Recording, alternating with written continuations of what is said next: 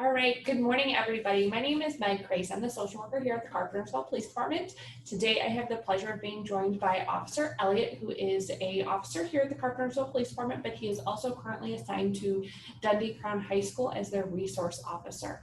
Today, we are here to talk just briefly about youth and technology and sort of some of our experiences that we've seen with that and sort of where the trends are going these days. Thank you for joining me, Officer Elliot. Thanks for having me. Welcome, everyone. All right, so I think we're going to get started here with Officer Elliot and just talk first about some popular applications that he's seeing. Okay, so what we have on your screen should be pretty familiar to everyone. We have Facebook, TikTok, Snapchat, Facebook Messenger, Instagram, and then we have what looks like a calculator and the AirDrop, which is used for iPhones.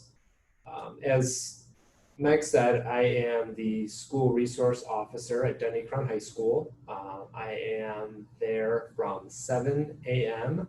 to 3:30 p.m. Monday through Friday, so it's the duration of the school day, and I get to interact with kids all day, all the time.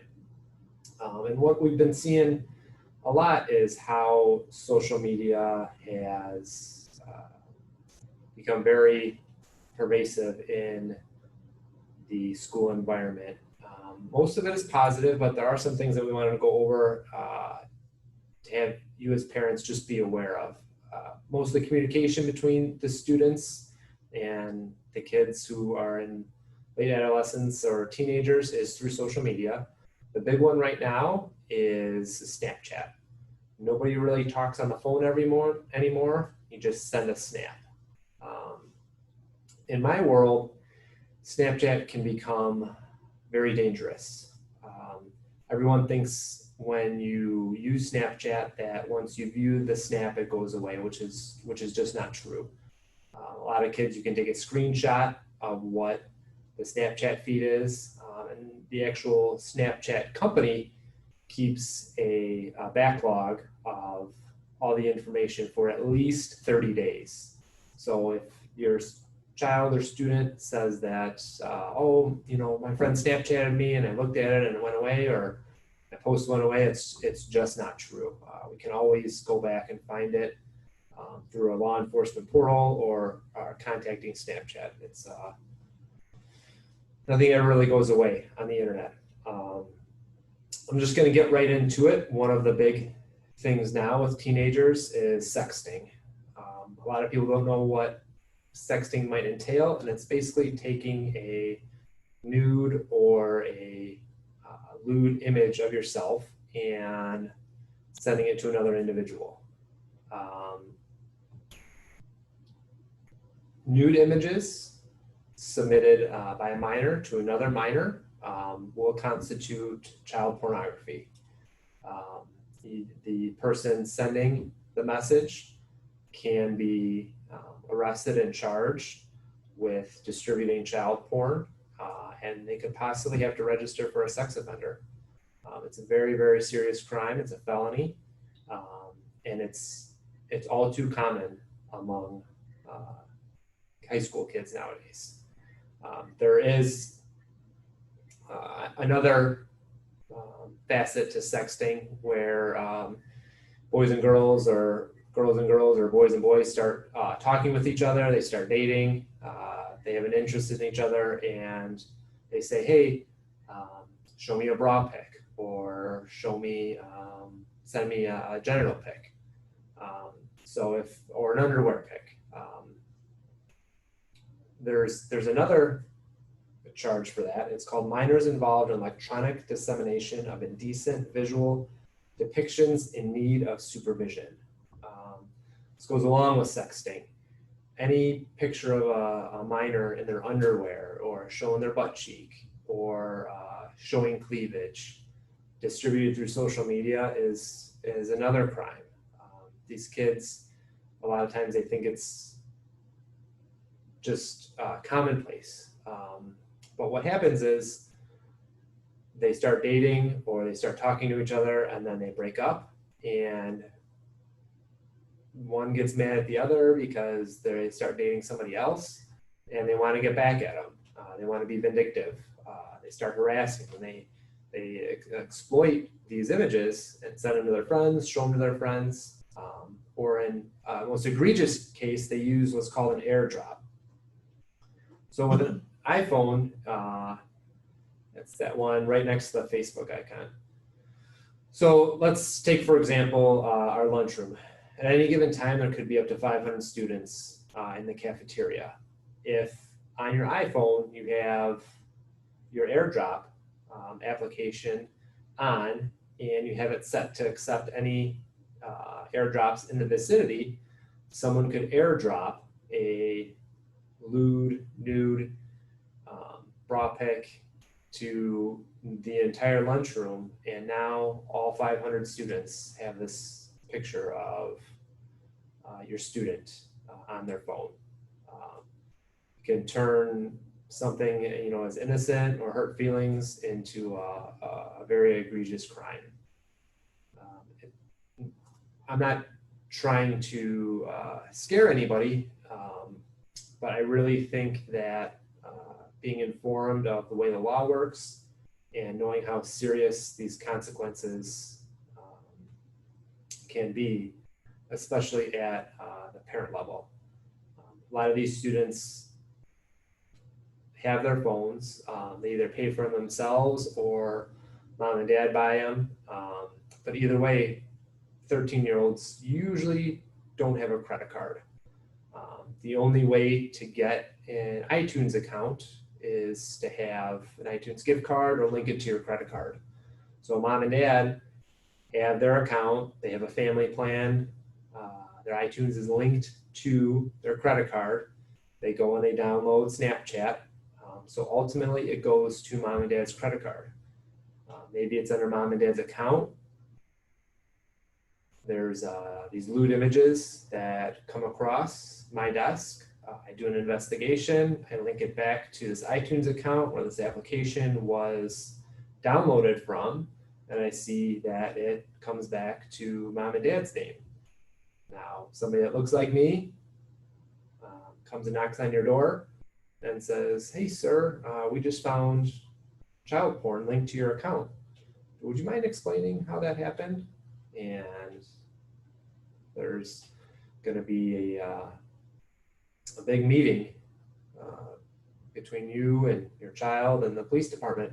We're going to have to figure out exactly what happened. Not only is it embarrassing, consequences could go on for years and years and years. So it's always something to be cognizant of when you give this device to your child. I understand that as they get older, they want to have some more freedoms or some privacy, but ultimately, you're still responsible for this child until they're 18 years old, especially if their phone or device is linked to your account. There's also a workaround that these kids have come up with. The thing that looks like a calculator in between the Facebook Messenger app and the AirDrop app is not really a calculator. It's called a vault. Okay, what happens is you click on that app and it operates like a normal calculator. You can put in numbers, add, subtract, divide, multiply, whatever you need to do. But there's a special code. Type in 1, 2, 3, 4 and hit equals, and then it opens up the vaults and they can store all their pictures in there that they don't want mom and dad to see, or ex-girlfriend or whoever else. It's a vault, a file vault for all the stuff that they don't want anybody else to see.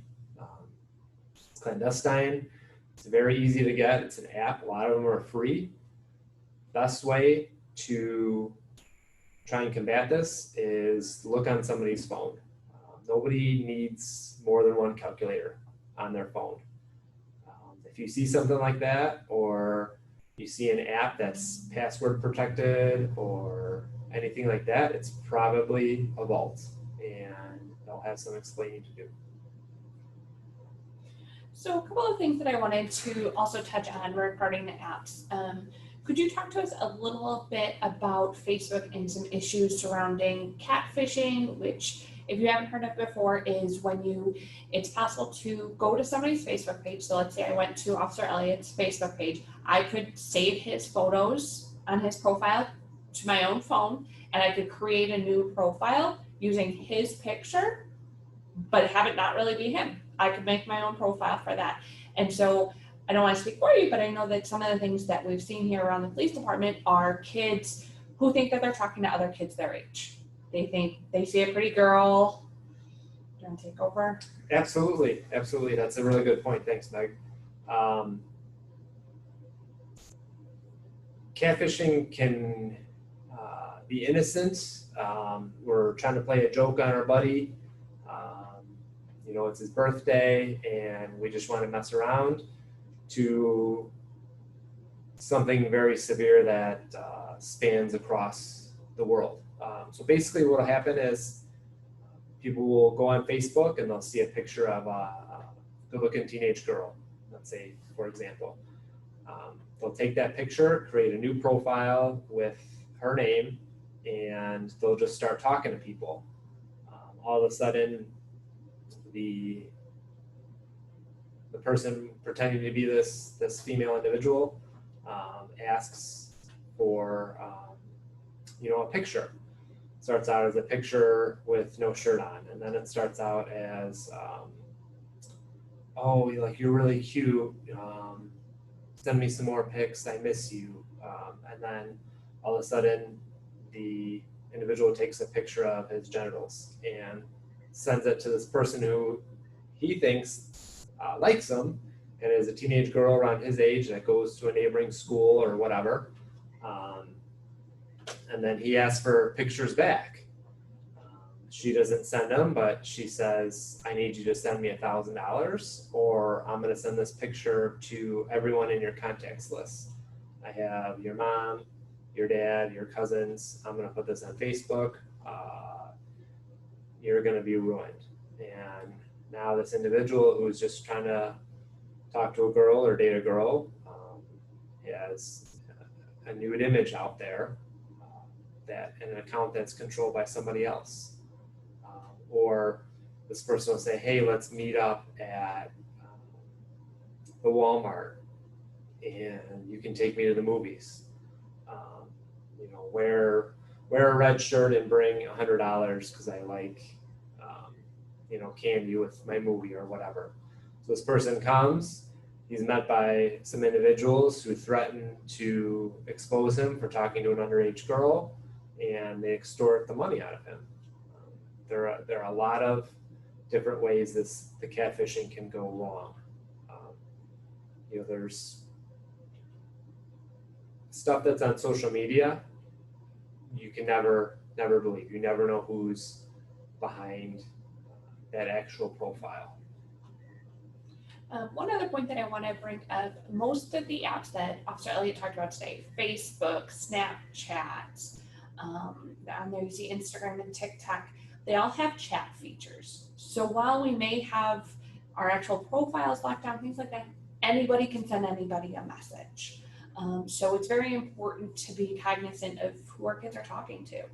On Facebook Messenger, one of the things that not a lot of parents know is that it is a way that you can make phone calls, you can send text messages through Facebook Messenger. You don't have to have cell service. You just have to have an internet connection. It can be Wi-Fi, it can be cellular service, things like that. You don't have to necessarily be paying. So it could be an iPod or an iPad or your school computer. You can access these things and still be able to send messages and still be able to make phone calls, even if you don't have an actual telephone. Okay. One of the things that I kind of wanted to touch on a little bit was setting limits. It's very important as our kids are growing up that we set limits for them, including around mobile devices and the internet and apps and this whole world that I know I somewhat grew up in, but it's gone haywire since then. With my own kids, I know where, I can tell you where my kids are right now. I know what they're doing, who they're with. It's important to have the same rules when it comes to the internet. Your kids are going to be surrounded by a lot of kids in their life. They don't necessarily need to meet a whole lot of people on the internet that you don't know. One thing that I always say about setting limits is setting times where they can and can't use their phones. I know as they get older that changes, but kind of growing with them with the rules, but setting clear and concise rules that they know from day one. Big thing that I see when I talk to a lot of kids is parents, we need to practice what we preach. If we're sitting down for dinner and we're telling our kids you can't have your cell phone at the dinner table, Mom and Dad, you need to put your cell phone down too.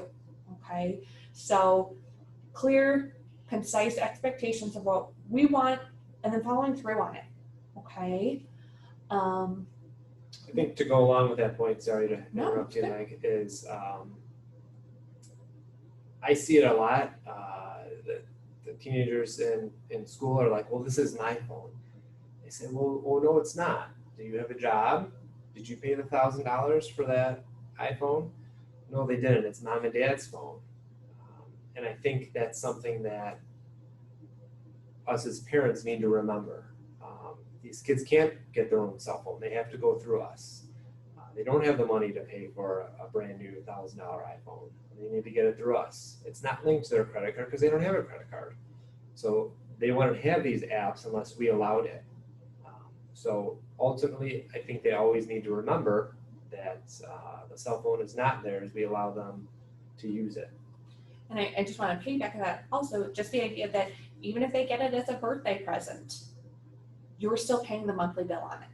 So somebody's paying that bill. And so it's that person's device. So it's a fight, but again, those clear, concise expectations. Absolutely. Privacy. This is something that I don't think people think about necessarily. We think that I've got my privacy settings on Facebook, everything's fine. Everything you post on the internet is now out of your control. It is no longer something that you have control over and you can dictate who uses it for what. Once it is out there, it is out there. So I talk a lot about how kids, they're sending these, I trust him. Okay, that only goes so far though. Snapchat, as Officer Elliot mentioned earlier, those pictures are only supposed to be around for 10 to 30 seconds. But I could screenshot a picture in 10 to 30 seconds. I have that ability. And sure, I know somebody on Snapchat will tell you that somebody took a screenshot of your photo, but there's nothing you can do about it then. So it's very important for teens to know, but also us as parents to know that the pictures that we share are out there forever. I know recently it happened to me where I put a picture up on Facebook for my son's, my youngest turned 1. I put up a funny picture of him for his first birthday. My mom shared it onto her Facebook page. And then a week later, somebody she knew shared it to their friends. And there's this person that I don't know who's now sharing a picture of my son because it was a creative photo, but she's now sharing this picture with a whole lot of people I don't know. And I let that happen because I put the picture on Facebook to begin with. Again, it's just a cycle of we have no control over what happens to it once we put it out there. Want to also talk, just Officer Elliot mentioned this before, I just really want to highlight that. Let's say you have two 15-year-olds. She sends the nude picture to a 15-year-old boy.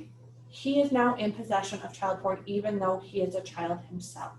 Okay, so it's just very important that we keep cognizant of our kids are responsible for the actions that they do. Okay. And like Meg said, this stuff doesn't go away. There was an incident where a 7th grader took a picture, a nude picture of himself, and it was sent out in a group chat, and now it resurfaced later come his senior year of high school. So this stuff can appear and rear its ugly head again, and it'll never go away. The kids save these pictures in their vaults.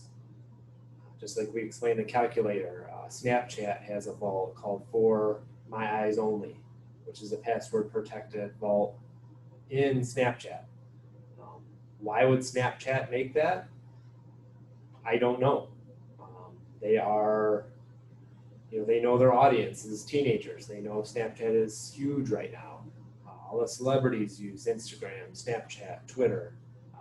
they're pandering to their audience. They know these kids want to keep stuff private, and sexting is very big right now. It's very trendy. So it's something that we really need to get a grasp on and make sure that we protect these kids while they're riding their bike by putting a helmet on them. We need to protect these kids from themselves with their social media. There's a lot of freedom that can really turn into a bad situation. One thing that I did want to also touch on is bullying via the internet and cell phones and everything else. Cyberbullying is huge. One of my things, as you can see here, is that the statistics say that, so this is a self-reporting study from 2018, so it's a little outdated and we can see what the results are, but it says that 59% of kids who they surveyed had experienced cyberbullying of some sort. Of that, my big thing when it comes to cyberbullying with kids is I know that when I was in school, if I were to get bullied about something, let's say I tripped and fell during gym class. I knew that I did it. I was getting made fun of for it, but I knew at 3 o'clock I was going home. I was going to have a break, and I could just hope somebody did something more embarrassing the next day or at night. Nowadays, it's all in our pockets. We may go home at 3 o'clock, but we're still attached to our cell phones. We're still on social media. Somebody probably has a video of it, and it never goes away. It doesn't stop. So again, it goes back to those setting the limits of, do our kids have 24/7 access to our phones, or do those go away? Does, once you're in the house, is it being put down? Are they able to get away from the pressures of forming into their peer group and how much pressure that can be on a kid to have constant access to every person in your life and have this constant need to show everything to everyone about every part of your life? You're not getting that break. Okay. To go along with bullying, bullying just doesn't have to be in person, and like with cyberbullying, you need 2 or more instances to prove cyberbullying. Excuse me.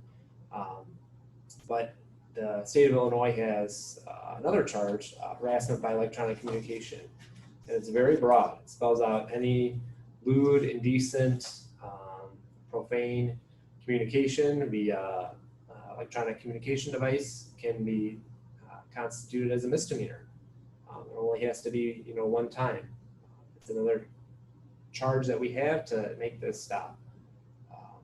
Like Meg said, the stuff doesn't go away. If you do something embarrassing, it just keeps coming back, and you have to relive it over and over again, a traumatic event. And, sometimes kids are just mean, flat out. They are just mean to other kids for whatever reason, jealousy, anger, hatred, for whatever type of group or activity that was done. And that's when we as adults need to step in and try changing behavior. For a lot of the stuff that we've talked about today, we've talked about the criminal penalties if your child is doing any of this stuff, but one other important thing to remember is that if your child is ever a victim on the other side of any of this, please reach out to the police department. Please reach out to Officer Elliot at the school. I myself as a social worker, I'm here Monday through Friday, but please reach out. Let the police department know what's going on. We want to be here to help you, even if it's something that we don't necessarily have a criminal charge for. We still want to be able to help guide you in the best way possible if we can. One thing that we talked about earlier is, if, let's say, if pictures are exchanged and later on there's a falling out between the two people and something is shared, yes, there are criminal charges for sharing those photos. However, at least my personal belief, I would like to get it stopped before it gets to that point, because then at that point your picture's already all over the place. So if we can get it stopped before it gets shared, that is ideal. Parents, let's use some discretion. Let's think about stuff that we're posting on the internet about our kids. Let's think about, I myself am a huge Facebook marketplace person. I love buying stuff online. It's easier. I like it. If you're doing large purchases, be careful who you're giving your credit card information to. Make sure that the product is real. We see a lot of scams online, okay? If something sounds too good to be true, it probably is. Okay, you can always reach out if you have any questions or concerns. Police department's here 24/7. Okay. Thank you, Officer Elliot, so much for joining me today. Thanks I for really having me. appreciate all of your information. As usual for Family Matters, we do give everybody an opportunity to win a prize. If after you watch this video, if you want to send me an email, this week's question is ask your child what they are most looking forward to this school year.